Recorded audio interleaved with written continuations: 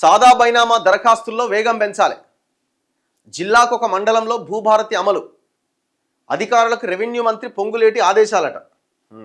ఈ అయిపోద్దాను ఆయన 5 ఏళ్లనైనా భూభారతి అమలు చేస్తావా? జిల్లాకు ఒక మండలంలో అమలు చేస్తారట. మరి అన్ని జిల్లాల్లో, అన్ని మండలాల్లో, అన్ని గ్రామాల్లో ఎప్పుడు అమలు కావాలి? ధరణిని తీసి బంగాళాఖాతంలో కలుపుతా అన్నావు నువ్వు, మీ ముఖ్యమంత్రి, మీ బాసు రేవంత్ రెడ్డి. ఇప్పుడు ఇద్దరే కదా రాష్ట్రాన్ని నడిపించేది. నువ్వే భూములు, ఆయన మొత్తం వ్యవస్థ అంతా ఆయన చేతిలో పెట్టుకున్నాడు. ఇంకొక ఆయన ఆర్థిక శాఖ మంత్రి బట్టి విక్రమార్క. మీరే కదా మొత్తం దున్నుతున్నది. ఏమైంది? సాదా బైనామా అప్లికేషన్లు 9,25,000 అప్లికేషన్లు జిరాక్స్ పేపర్లు పెట్టి పెట్టి పెట్టి పెట్టి చివరికి 7 దాకా వచ్చింది. ఒక్క అప్లికేషన్ అన్న క్లియర్ చేసిరా? దానికి రకరకాల గైడ్లైన్స్. అమ్మినోంది పెట్టాలి, అమ్మినోడు కన్సెంట్ తీసుకోవాలి. అది ఎట్లా పాసిబుల్ అయితే అంటే మళ్ళీ దాని ఏదో గైడ్లైన్స్ మార్చారు. సరే, మొత్తానికి పోయిన గవర్నమెంట్ కంటే ఈ గవర్నమెంట్లో కొంత ఆ ధరణిలో ఉన్న సెక్షన్ 6 అనేది యాడ్ చేసి, గతంలో ఏం చేసిండు మనోడు కేసీఆర్, ఇవ్వాలన్న ఉద్దేశం, ఆలోచన లేక ఇవ్వాలన్న ఉద్దేశం కాకుండా ఇది అయ్యేది కాదని చెప్పి ఆ ధరణి అనే దాంట్లో ఆ సాదా బైనామాలను రెగ్యులరైజ్ చేసే సెక్షన్ యాడ్ చేయలే.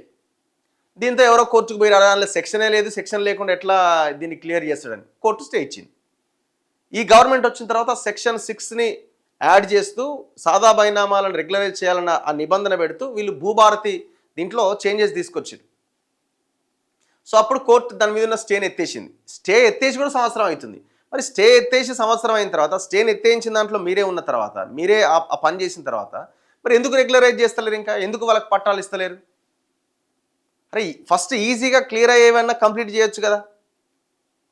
ఇంకెన్ని రోజులు పడుతుంది? రాష్ట్ర వ్యాప్తంగా పెండింగ్లో ఉన్న సాదా బైనామా దరఖాస్తుల పరిష్కారంలో వేగం పెంచాలని రెవెన్యూ శాఖ మంత్రి పొంగులేటి శ్రీనివాసరెడ్డి అధికారులను ఆదేశించిండు. రెవెన్యూ సమస్యలపైన సోమవారం అధికారులతో మంత్రి టెలికాన్ఫరెన్స్ నిర్వహించిండు. మొత్తం 9,25,000 సాదా బైనామా దరఖాస్తుల్లో ఇప్పటి వరకు 6 లక్షల దరఖాస్తుదారులకు నోటీసులు జారీ అయినాయట. మిగిలిన దరఖాస్తుదారులకు వచ్చే 15 రోజుల్లో నోటీసులు ఇస్తాం. ఆ తర్వాత 30 రోజుల్లో గడువు ముగిసిన వెంటనే అర్హులైన దరఖాస్తుదారుల సమస్యలు పరిష్కరించాలని మంత్రి పొంగులేటి అధికారులకు సూచించిండట. అనంతరం ఆయన మాట్లాడుతూ, రైతు భూమికి చట్టబద్ధమైన రక్షణ, స్పష్టమైన హక్కులు కల్పించడమే ప్రభుత్వ లక్ష్యం. భూభారతి చట్టం అమల్లోకి వచ్చాక ఇప్పటి వరకు 3,65,000 పాస్ పుస్తకాలు జారీ అయినాయి. వ్యవసాయ భూముల క్రయ విక్రయాల్లో ఎలాంటి ఇబ్బందులు లేకుండా రిజిస్ట్రేషన్ సమయంలో సర్వే మ్యాప్ జత చేసే నిబంధన కూడా ప్రయోగాత్మకంగా అమలు చేస్తున్నాం.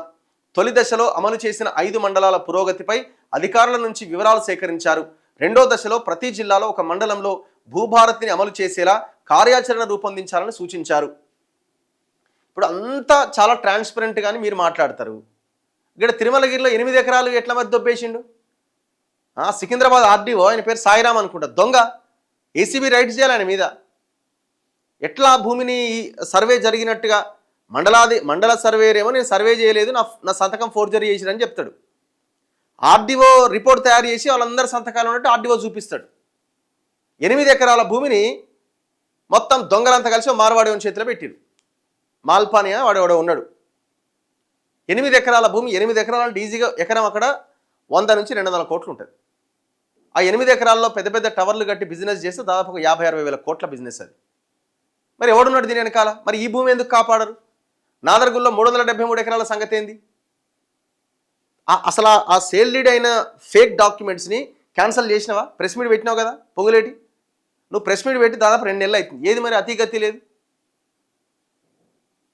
మా గవర్నమెంట్ ఇప్పుడు హరీష్ రావు అంశం లేవనెత్తంగానే మా గవర్నమెంట్ కాదు మీరే కదా నేను చేసిందని మొత్తం డేటా అంతా చదివినావు.